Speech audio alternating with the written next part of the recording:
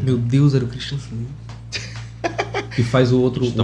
Que faz o monge novinho é o Christian Slater. Anteriormente em Praticamente Inofensivos. Alô, meus amigos do Praticamente Inofensivo. Vamos falar sobre livros hoje. Leia mais. Tem minha indicação. Você é um cara que vai fazer eu gastar dinheiro. Puta. Vai, Eric. Sou eu? Vai ser tu. Bom, depois dessa aula que o Marcio deu, né, eu também fiquei meio... O que é que eu vou ter que falar do meu? Né?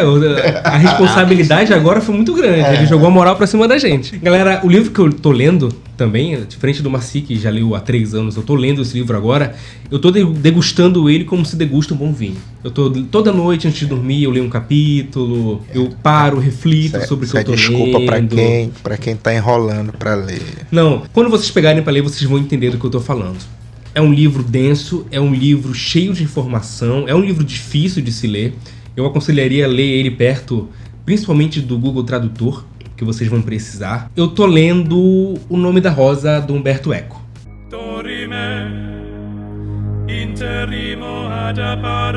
Umberto Eco, é verdade, então tudo isso que tu falou é verdade. Eu tava meio desconfiando aqui. É muito interessante porque o filme sempre foi uma referência pra mim de bom cinema, né? O filme é um clássico. Sim, você já deve ter assistido na sua escola. Com certeza. Ou de madrugada em algum momento da sua vida. É um filme que eu assisti moleque a primeira vez, achei chatão. Aí depois de um pouco mais velho eu assisti de novo, assisti novamente. E... Que isso? Não tô entendendo. Referência. Meu Deus do céu. Ignorem o que ele fez. Se você não viu o filme nem leu o livro, ignore isso, porque é um spoiler dos maiores. Se tu não falasse, ia ficar com um easter egg. Droga. Então é um livro que eu tive a oportunidade de pegar do Kindle, de dar acesso a vários livros. Vai ter o link aqui embaixo. Não sei se vai dar pra ver aí, mas enfim. Assim, eu vi o filme também, né? Eu fiquei fascinado. É uma história muito bem contada. É quase uma história de Sherlock Holmes na Europa medieval. É uma história que trata sobre várias intrigas, vários mistérios dentro de um convento. Um convento não, né? Convento de freira. Dentro de um monastério. Né? De uma ordem de freios beneditinos ali na Itália. Há um assassinato, há mistério em volta desse assassinato, há situações impossíveis. Tudo isso acontece assim envolto num contexto político muito interessante. Né? Isso no filme já era muito interessante. Agora o livro, ele consegue trabalhar toda a realidade desse momento histórico dentro da igreja, dentro do domínio da igreja na Europa, de uma forma muito minuciosa. É muito interessante que o prólogo do livro, Umberto Eco fala que ele estava de férias em Viena, se não me engano, e ele se deparou com vários textos que ele estava estudando para fazer um trabalho acadêmico, né, para escrever o próximo livro dele. Então ele encontrou o diário com vários relatos, né, isso o Umberto Eco contando, com vários relatos de uma série de acontecimentos séculos antes, em um monastério, uma reunião entre várias vertentes da igreja que estavam discutindo sobre a pobreza ou não de Cristo, se deveria adotar a pobreza ou não como voto dentro da igreja católica. Então ele reúne vários textos, vários relatos desse período, e ele fala que durante essa viagem ele tá com outra pessoa, com quem ele dá a entender que tem uma relação amorosa ali, essa pessoa acaba indo embora com esses escritos dele. Então ele perde completamente acesso a todas as anotações, a tudo que ele tem, e esse romance é uma tentativa dele de trazer um pouco de informação que ele conseguiu guardar de memória daquele momento. Então é uma obra de ficção baseada, claro, em muito documento histórico que ele tinha. Então a minúcia de várias ordens, a minúcia da ação da Inquisição da Igreja Católica em cima de outras ordens da própria Igreja Católica, ideias diferentes, que tinham interpretações da Bíblia diferentes, ordens inteiras que eram consideradas heréticas dentro da Igreja, que eram perseguidas pela Inquisição, de como a política dentro da Igreja Católica naquele momento balançou toda a Europa e foi responsável por uma série de atrocidades. Tudo isso ele vai narrando aqui, envolto numa história de mistério. Isso que é muito interessante. O livro ele fala sobre o...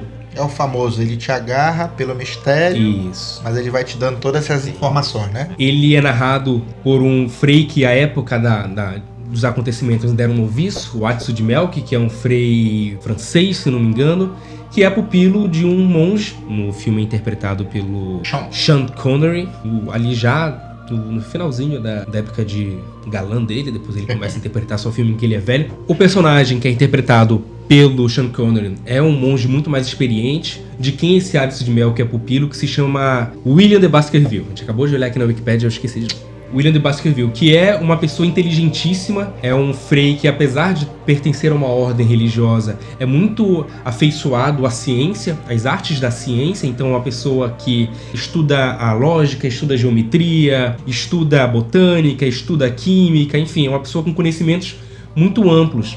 E justamente por isso ele é chamado a esse... E é inglês, então ele é muito afeiçoado também à obra do Francis Bacon. Ele é chamado a esse monastério na Itália porque pessoas estavam sendo assassinadas de uma forma muito misteriosa. As pessoas simplesmente apareciam mortas, pessoas, quando eu digo, são outros monges, né? Apareciam mortas dentro desse monastério e ninguém conseguia explicar exatamente por quê.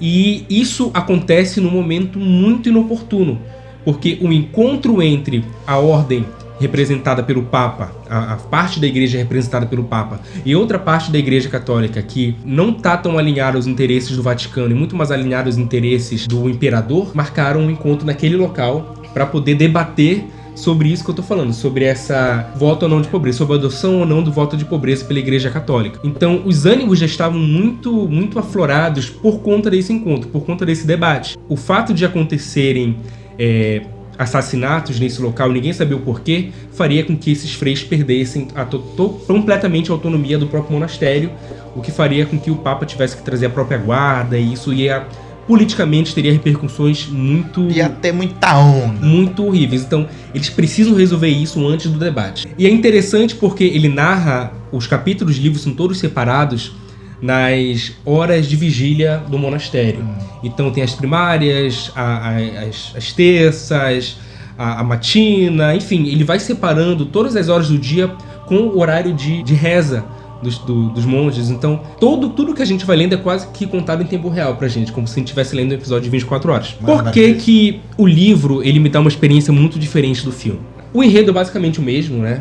O enredo não muda muito. Só que aqui, o Umberto Eco, para quem não sabe, ele, além de um autor incrível, ele é um estudioso. Muito... Ao falecimento dele, muita gente declarou que o último grande intelectual tinha falecido. Né? Muita gente falou isso. Porque, de fato, tudo que ele se propõe a fazer, ele faz muito bem. Se ele vai escrever um livro sobre esse momento histórico, ele realmente vai conhecer esse momento histórico. Tem detalhes que ele conta aqui sobre a arquitetura do monastério, sobre os hábitos daquela região específica da Itália, sobre acontecimentos históricos reais que motivaram aquela efervescência política, que ele vai narrar pra gente de forma que a gente se sente lá, e parece que toda aquela tensão dos personagens é nossa tensão também. Tem umas partes do livro que parece que a gente está lendo um Sherlock Holmes muito mais inteligente. Porque ele... O cara é inglês, né? O William lá é inglês. O William é inglês. Não, assim, disse que ele é uma referência, né? Ele foi inspirado por alto, assim, no Sherlock Holmes. Ou nem tão por alto assim. Existem algumas sequências em que ele precisa fazer deduções lógicas para poder passar por algum obstáculo. Por exemplo, tem uma biblioteca que ela é vedada a entrada a muita gente ali do monastério, só quem pode entrar é o bibliotecário, que é a única pessoa que conhece o segredo da biblioteca, e os livros que estão lá, eles não têm acesso liberado para todo mundo, porque o conhecimento, enfim, era considerado perigoso naquela época por vários motivos. Os evangelhos apócrifos. Tipo isso. Ou coisas que vão contra a doutrina da igreja. É interessante porque eles precisam adentrar a biblioteca escondidos, porque eles não têm acesso, mas eles precisam ir lá para conseguir desvendar parte do mistério. Só que dentro da biblioteca eles não conseguem se orientar, porque é um labirinto. A biblioteca ela foi construída como se fosse um labirinto. Ele consegue criar... Ou seja, se alguém entrar aqui sem que tá permitido, vai acabar se perdendo. Vai acabar se perdendo. E vão acabar descobrindo quem entrou lá. Eles conseguem entrar assim no escuro, mas eles não conseguem se guiar, eles saem por sorte. Eles têm algumas referências de que existem janelas, que tem portas que não dão lugar nenhum, enfim.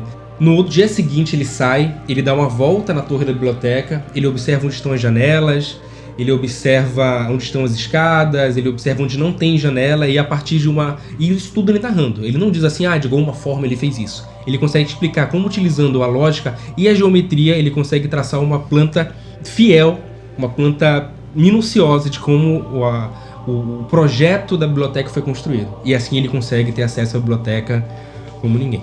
Enfim, só para finalizar aqui, se você for ler esse livro, leia com o Google Tradutor, eu não tô brincando, porque tem várias partes do livro que estão em latim. Eles não traduziram, não tem nota de rodapé, não tem nada. Tem 2, 3 páginas do livro que estão completamente em latim. Jesus. Eu acho que foi uma escolha dele e foi um pedido dele que não fosse traduzido, porque ele achava que assim perderia um pouco da aura do que ele estava narrando nesse momento. Então, O Nome da Rosa, Umberto Eco, por favor, dê uma lida lá. Não, é só Pelo amor de Deus, né? uma coisa que acho que esse é o momento que eu digo que eu nunca assisti o filme. Toda vez! mesmo assim? Eu tenho o Blu-ray aí, eu vou te emprestar. Valeu. Então era isso, pessoal. Nosso especial do Dia do Livro. Espero que você tenha gostado. E até o próximo Praticamente Inofensivos. Tchau, tchau. Tchau, galera. Falou.